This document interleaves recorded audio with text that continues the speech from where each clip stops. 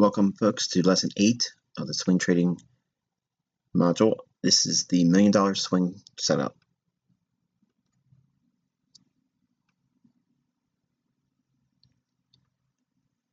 Okay, folks, we're going to be looking at what I refer to as the $1 Million Swing Setup. Now, before we get into it, just understand that we are not stating that you're making $1 million on this. It just means that it's the best condition I have found in my technical tools that warrants, in my opinion, the greatest study and focus. And if we can get these types of scenarios from the marketplace, it just bodes well for us to seek out opportunities when they present themselves. The way I frame the $1 Million Swing Setup is in this order here.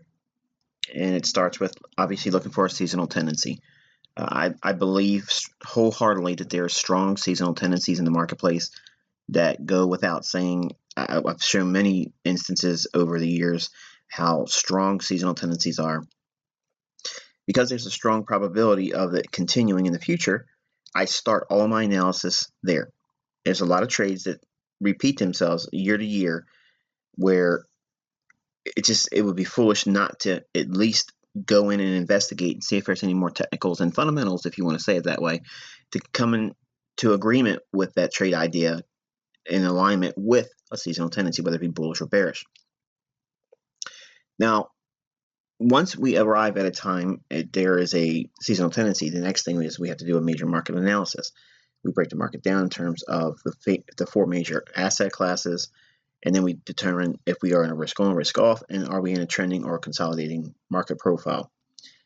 Then we move to an intermarket analysis phase where we look at closely correlated pairs. We look at the relationships between the four major asset classes: stocks, bonds, or interest rates, commodities, and currencies. And then we do a top-down analysis, pulling out all of the major levels that would be salient for a swing trade. Then I go into and look for the trade setup itself. And then I go into, obviously, trade management. So we're going to break this down and give us a little bit more detail on how I go about going in and looking for swing trades. Okay, the very first thing is, this is going to be a mindset type teaching. It gives you the process, if you will, what I go through and how I think about things. So for a seasonal tendency, the first question I ask myself is there a seasonal tendency to buy presently, or will there be soon? If the answer to that question is yes, then I proceed to the major market analysis process. If the answer is no, then I consider another asset or market that does. If there's no asset class or market offering a seasonal tendency, then I wait for a new one. Now, what does that mean? That means there's no swing trades. I can not trade a swing trade unless the first rule is there has to be a seasonal tendency. Without a seasonal tendency, I don't trade it. Now, there's going to be lots of swings that occur every single year, every calendar month. There's going to be something, but if it doesn't line up with a seasonal tendency for me, I'm not taking it. Now, if you want to forget this portion of the template and you just want to simply look at everything else with the exception of a seasonal tendency being there, then go right ahead. But for me personally, what makes this $1 million setup is it's already based on historical evidence that it repeats itself many times, not just once in a while, consistently. Now, once I've been cleared for a seasonal tendency that is in the process of either forming or is currently in effect, I go to the major market analysis process. The question I ask myself, are the interest rate markets and or currency markets, basically the dollar index, trending? If the answer is yes, then I proceed to the commodity and stock filter process. If the answer is no, then I consider short-term or day trades for now, and I have to wait for swing trade conditions. Now, notice what I just stated there. Now, we haven't talked about short-term trading, we haven't talked about day trading yet, but what this does, it gives me a context to work from. If I don't have the conditions that are right for swing trading, I don't just simply say I can't trade anymore. I go down to the lower, shorter time frame, whether it be short-term trading or day trading. I just can't force the opinion of taking a swing trade without the framework? Are the commodity and or stock markets trending? If yes, then proceed to the intermarket analysis process. If no, then consider short-term or day trades for now and wait for swing trade conditions. I have to have both of these in agreement. Now, you only need one from each group.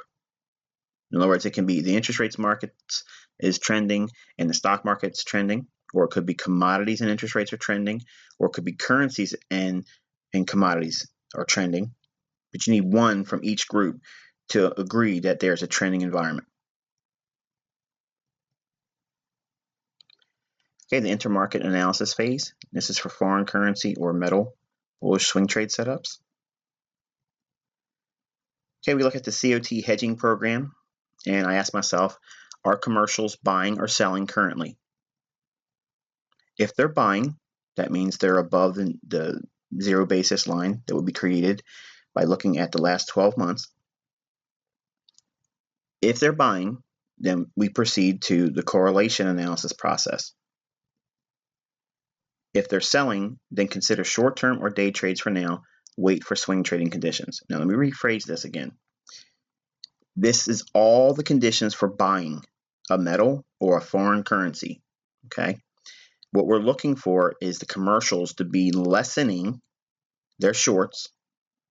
If they're below the zero line for the standard net trader position graph, if it's below that zero line, that indicates that they're net short.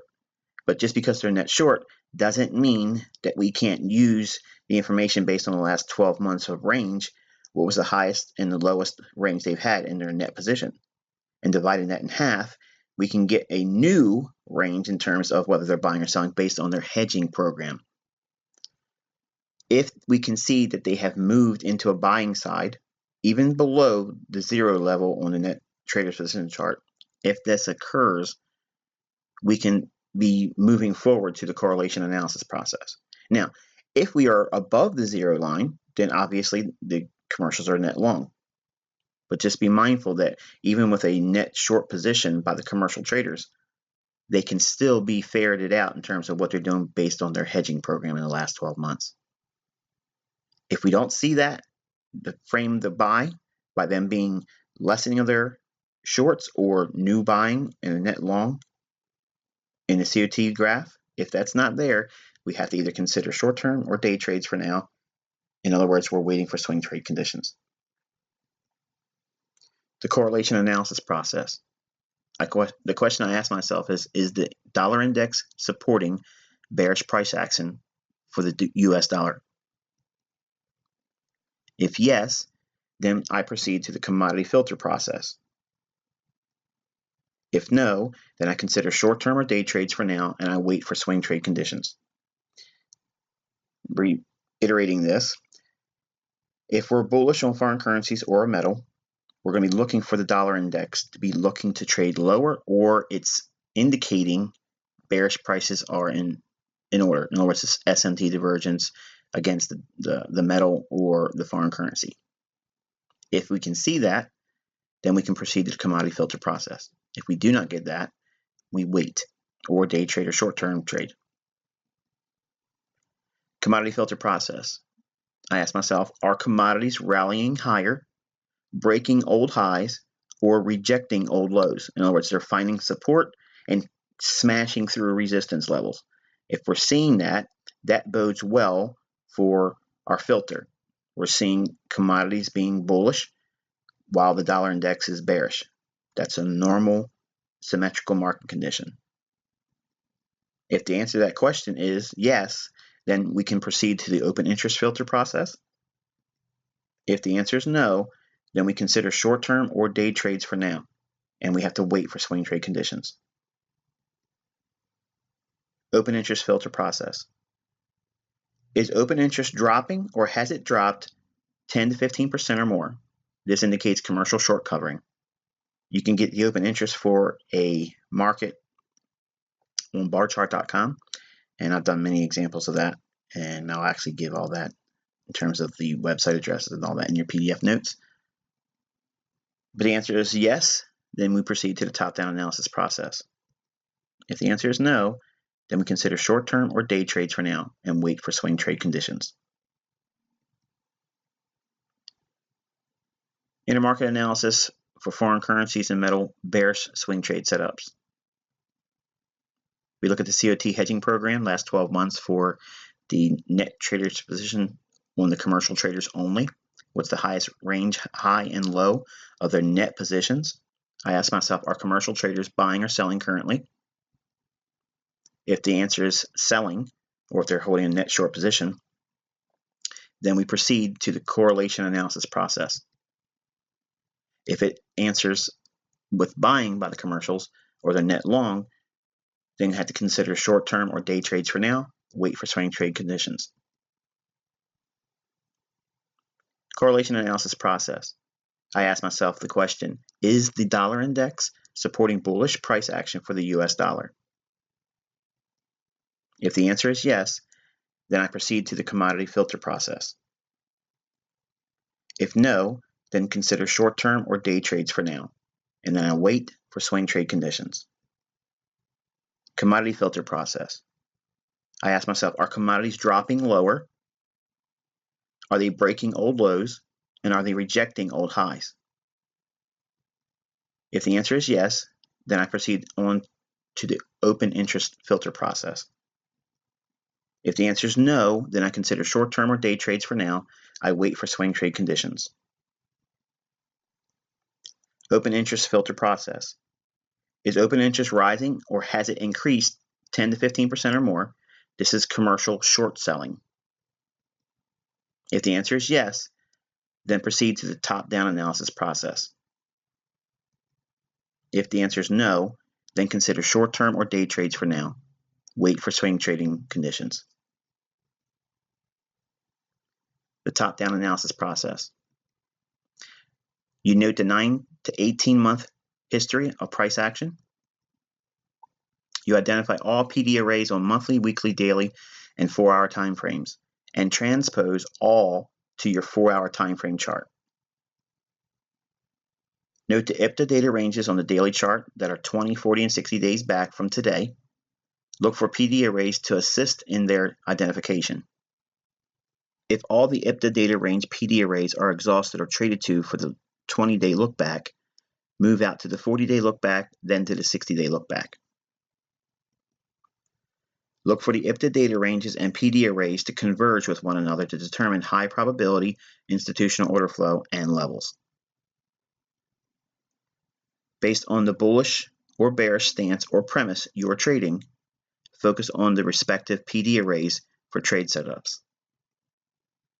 For instance, if you're bullish, you're going to be focusing on monthly, weekly, daily discount arrays to frame a long entry. If bearish, you're focusing on the monthly, weekly, daily premium arrays to frame a short.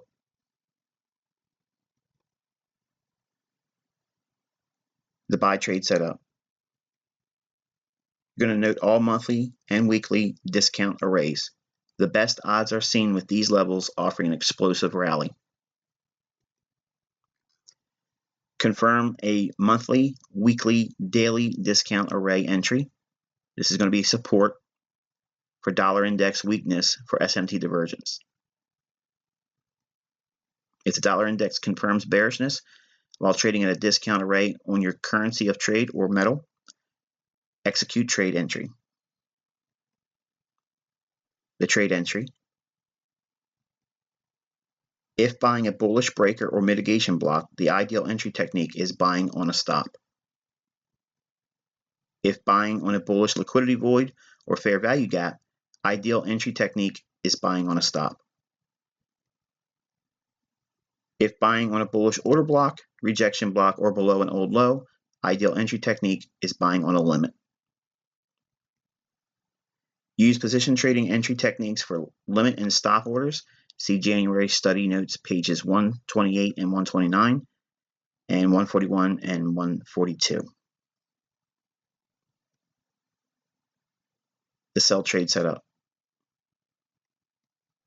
Note all monthly, weekly premium arrays. The best odds are seen in these levels, offering an explosive rally lower. Confirm a monthly, weekly, daily array entry at resistance with a dollar index strength for SMT divergence. If dollar index confirms bullishness while trading at the premium array on your currency or metal trade, execute trade entry. Trade entry. If shorting a bearish breaker or mitigation block, ideal entry technique is selling on a stop. If shorting a bearish liquidity void or fair value gap, ideal entry technique is selling on a stop. If shorting a bearish order block, rejection block, or above an old high, ideal entry technique is selling on a limit. Use position trading entry techniques for limit and or stop orders. See January study notes pages 128 and 129 and 141 and 142. Buy trade management. Look for contrary monthly, weekly, daily premium arrays to reach for while long. If applicable, look for fib extension confluences with premium arrays. Leave stop loss from initial placement until price has moved 1/3 of your intended trade direction. If trade moves in your favor 1/4 of your intended objective, take something off in profit. Use 20 to 30% for scaling first profit. Move protected stop loss to break even after first profit is taken, never before. When trade moves to 50% of your intended objective, look for new buying opportunities to add back the 1/4 taken off after a short-term decline. Take full position off at intended premium array objective or 75 to 80% and trail stop loss below the most recent 4-hour short-term low. Be mindful the market can and will likely make a run for sell stops at or just above 50% of the range you hold through. Don't rush trailing the stop loss. If you're stopped out, reconsider the original reasons for the trade. If they're still valid, re-enter at a new monthly, weekly, or daily discount array. Sell trade management. Look for contrary monthly, weekly, daily discount arrays to reach for while short. If applicable, look for fib extension confluences for discount arrays. Leave stop loss from initial placement until price has moved 1/3 of your intended trade direction.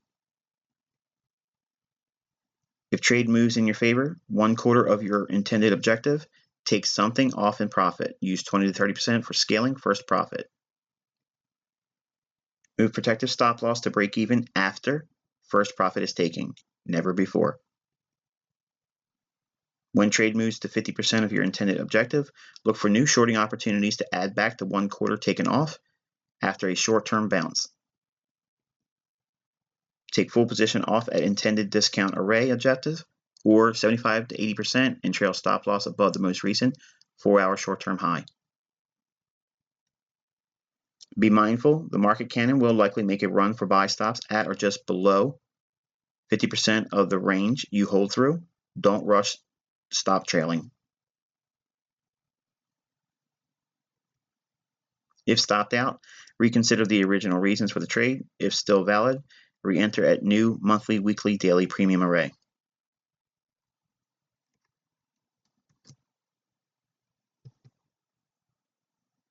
Okay, the $1 million swing setup. We're going to be looking at gold for this example. The seasonal tendency we like to focus on, and we recently used in the mentorship. You can see through December into January, there's a strong tendency for gold to rally. And from January into February, again, we're using the calendar reference points at the bottom of the chart, not the top. The top yellow squares, rounded squares, they're the contract delivery months. What we're using is the calendar months at the bottom of the chart. So December to January, there's a strong tendency for the gold market to rally, and then continuing from January into February, the market generally for the gold market rallies. So we have a strong seasonal tendency for the price of gold to rally from December into mid-February, early March. So I have a seasonal tendency, and we are checking our major market analysis. The bond markets are trending. The dollar index is trending. The CRB index is flat going into December. And the stock market is trending. So we have the market in a favorable condition for swing trading. Now we start looking at what the commercials are doing. The commercials, if we look back in the last 12 months, we can see that the range high made in January 2016, and we're looking at the red line, that's the commercials, and the low end of their 12-month range is here, and that's seen in the month of July. You can see as we went into the month of December 2016, the market shows the commercials going up in the green shaded area. That's the range of the last 12 months. That's a buying condition. That means that they have hedged and bought aggressively and lessened their shorts. At the same time, the Williams percent R is in an oversold condition. That means sentiment is extremely bearish, while the commercials are showing a lessening of shorts and the open interest has declined. And here we can see the purple line open interest has declined aggressively, over 100 contracts. The commercials show a lessening of shorts with the red line going higher. At the same time, we are oversold sentiment-wise.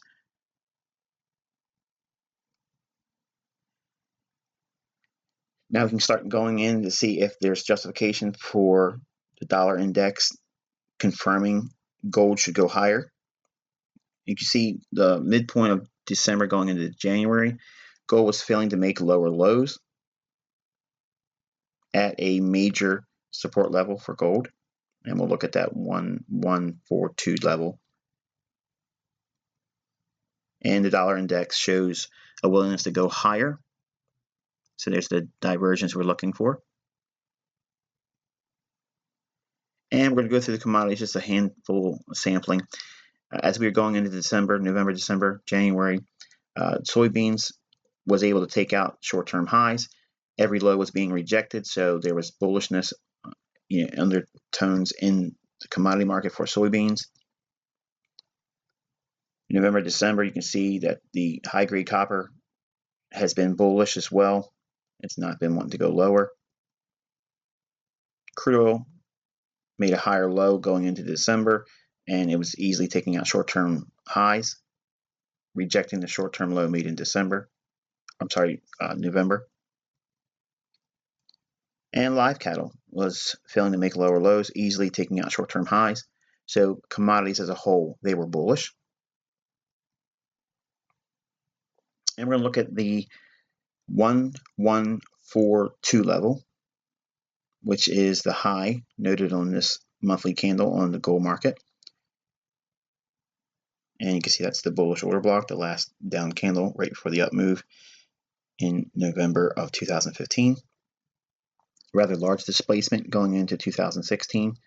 Price trades all the way up into 1370 or so. And we refined our objective. Should we get long, we're going to look for that 1250 level, noted off of the weekly October 17, 2016 candle. And notice we have an old low back here as well. We're going to be referencing the 1200 level for gold, seen by May 1st, 2016, or May's candle, I should say it that way. Okay, so we have the 1200 level noted here. I want you to take a look at how price reacted there.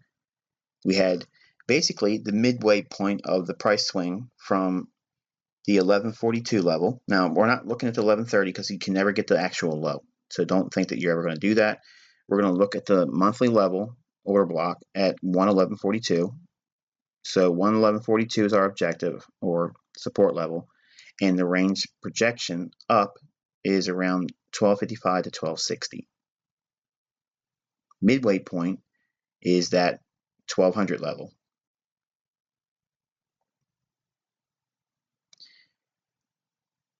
Measuring the range from the 1142 level off of that monthly order block, the PD array, and up to the weekly PD array, the premium of 1260, 1255, and the discount of 1142 to 1150, buying down at the 1145 to 1150 levels, projecting that range up and measuring that, we can get an equilibrium price point of 1200.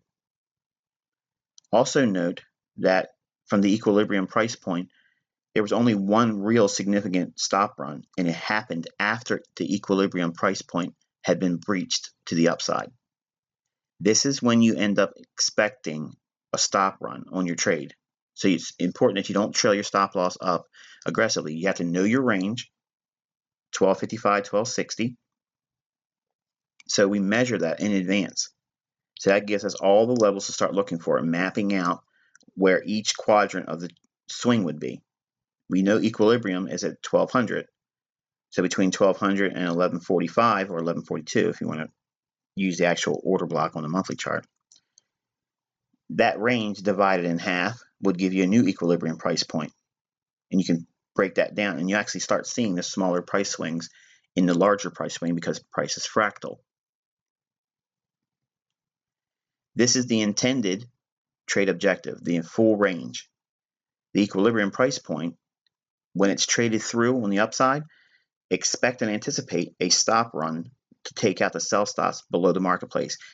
Then the second leg of the price action going to the final objective, 1255, 1260, that's usually not going to see another stop run until it gets to the last quarter or last third of the overall price move. From the midway point or the equilibrium, once that stop run was hit and all the sell stops were taken out below the 1195 to 1190 level, when price came down and hit that midway point around the 1183 level, it also came down into an order block, last down candle right for the up move, around the 1175 to 1180 price level, which causes that low. Now we have a daily PD array at that order block. We can measure this price swing here and start doing projections. So you take your Fibonacci, pull it from the high down to the low, and use your extensions 127 and 162. By having these levels on your chart, you arrive at 1260, which is at the confluence of Fibonacci and weekly PD arrays and monthly PD arrays. So it's this swing here you measure for swing projections. Notice also that this is the final portion of the range. So this second portion should only see another stop run after the high is taking out that's formed at the midway point of the overall price swing. So in other words, at the high of this price swing that's being noted here, around the 1220 level, once that high is taken out, you won't see another stop run on the lows until we trade through that level. So in other words, there's going to be a stop run after midway point is breached. Usually they come back and knock out the scared bulls that don't want to have any open risk. Then price trades through the equilibrium price point again, and then it makes another short-term high. When it comes back down, it will try to retest the midway or equilibrium high.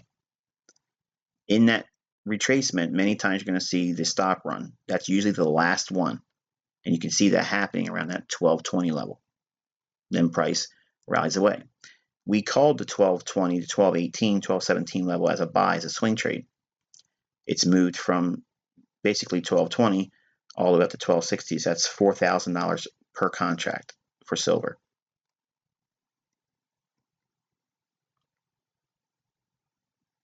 And you can see here, measuring that overall price swing again, you can see the swings and the grades at which how they retraced. and breaking your overall price swing even on the second portion in a smaller quadrant. So you can see how fractals occur inside of the second portion of that swing. So what makes this the $1 million trade setup? The fact that we have a system by going through the overall market, breaking it down systematically, looking for conditions. If the conditions are there, we're given the permission to go to the next stage of analysis. If we do not get it, we have to sit on our hands and wait. Once we get it, we know we can go into the marketplace and trade accordingly. We know when we're going to take a stop loss and move it higher. We know when we're going to leave it alone. We know when we're going to buy on a stop or when we're going to buy on a limit. We know when we're going to sell on a stop and we're going to sell on a limit. There's conditions there. Now, I know some of you, and it's going to be the ones that don't want to do the work and don't really want to pay attention, and you just want to give me a system where I can plug it in my chart and it's going to pop up something. That's not how this is, folks. It requires you to put some work into it. And that means while I'm talking, these notations that I'm giving you in audio commentary, you should be adding them to these charts. So in your study notes, it's not just my notes that you're looking for, it's you're adding your eureka moments or your questions about certain things. You add them. There's plenty of open space on these charts for that very reason. Otherwise, I would zoom in really tight and you wouldn't have much room at all. I want you to use the time and the study notes to make your own notes. Draw references to things that you didn't think about, or maybe you learned the first time in this teaching about something in regards to the stop loss, in regards to when are you buying on a stop and when are you selling on a limit. We have specific conditions. We know which PD array we look for in terms of buying on a stop and selling on a limit. All those, they're conditions now. You know when to do it, what price level you're going to look for. We're not looking at zones. We're looking at specific price levels. We're looking at anticipating when the swing is going to make an overall price move. We can divide that in half. Once it hits that halfway point, we will anticipate a stop run or a retracement or a bounce in a bear market. Once that rate's hit, the stops are gone. We're going to look for expansion going towards our larger objective. Once that equilibrium price point is taken out, we will look for another retracement, and then inside that, we will anticipate the second stop run. After that, generally, there isn't another stop run at all. It just makes a run quickly to the objective on the upside. So we can see that second stop run in here. Note it's after the midway point is breached and it's traded higher, and it comes back as a retracement. Then finally, that last portion is a quick reach for that 1260 level. I promise you, if you go through this and you take the consideration of going through every single detail and applying it to your charts and looking at examples, you'll see that what I'm explaining here ferrets out the really solid swings. Also note that it's also limiting your trades to only those that are seasonally poised to move higher or lower. So it reduces the number of potential setups, so you can't overtrade. It's literally impossible to overtrade. You know now, because of the content in January, what the seasonal tendencies are that I like to trade. There's nothing apart from them that I want to trade as a swing trade. Majority of my trades are short-term and day trades. That's why I excel there, because most of my trades are there. So if you keep doing a lot of the same thing, by experience, you get good at it. Swing trades, again, they only set up around 4 to 6 weeks. I can't wait 4 to 6 weeks to take a trade. I have to be doing something more frequent than that.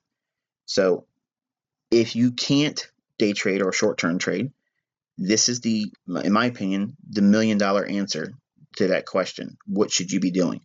You have all the conditions in this marketplace now. I've given you the rules. It's clear cut. It's literally, you can make a flow chart of your own, or checklist if you will, but the way I just did it here is exactly what I do, and you've watched me do it without going through this whole mechanics of it all. That's the process I went through to come to the conclusion that gold was going to go higher and silver was going to go higher. All of these things line up, but it's not going to be any benefit to you by you just watching the video one time and then waiting to get to the next thing, like there's going to be some secret little plug and play and it pops up on your chart. You have to think about some things and you have to make decisions. Each stage of your analysis, you have to question, is there something for me to do right now? If there isn't, It doesn't mean forget the whole idea. It just means you have to wait for new information. And that's the hardest part. That's where patience has to kick in.